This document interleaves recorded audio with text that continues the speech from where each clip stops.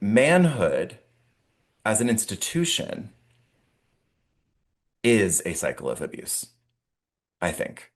Um, Manhood as an institution, and by that I mean the idea that manhood and that being a man means being conscripted into a patriarchy and means serving a patriarchy as a foot soldier of said patriarchy, right? The idea that being a man inherently means serving the power of other men and ensuring and defending the power of other men with your life, with your emotional bandwidth, with your very heart. Like that is still all too common in our society. And it looks like stuff that's really simple, like telling a boy not to cry, right?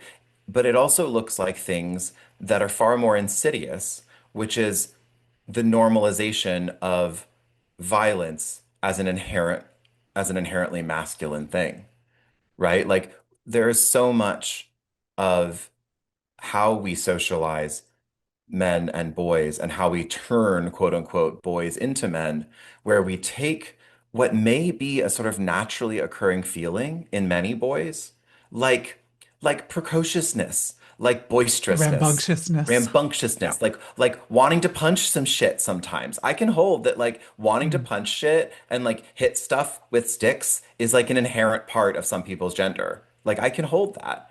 But then we take something that feels inherent to them and then we weaponize it against them and for the toward the ends of a very small group of men who actually benefit from the patriarchy.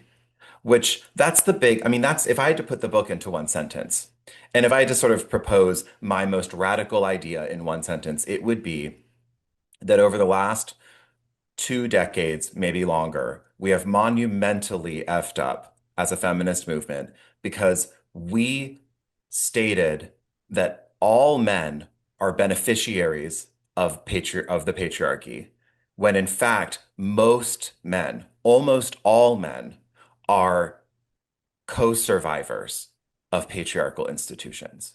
Mm. They are being hurt alongside us, albeit differently. And a way I like to think about it is that, and it's a dark metaphor, but I think it's apt, is that the moment that you are asking yourself, who is hurt more, the child soldier or the person the child soldier hurt, you are asking a profoundly convoluted question, and you have already lost. The institution itself hurts everyone. Yeah. And I want to explore for a moment how you are the perfect voice, one of the perfect voices for this discussion right now. We've heard we love a good Scott Galloway. We love a cis man talking about this issue, about what it's like from the inside. And of course, feminist movements have been exploring this for decades. And trans voices, particularly trans femmes, people who were socialized in various ways, but always outside the system, we've not trusted and respected those voices enough.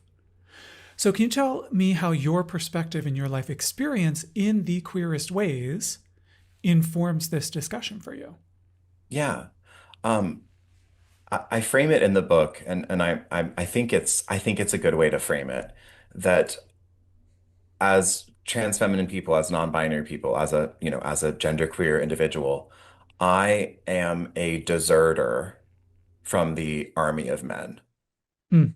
right? That I was, that manhood for me, and it's certainly in America, is a type of mandatory conscription, right? That the moment you are born and there is an M placed upon a piece of paper by a doctor and entered into a government record, you are destined, you are conscripted from birth, often from utero, into into being a foot soldier for the patriarchy.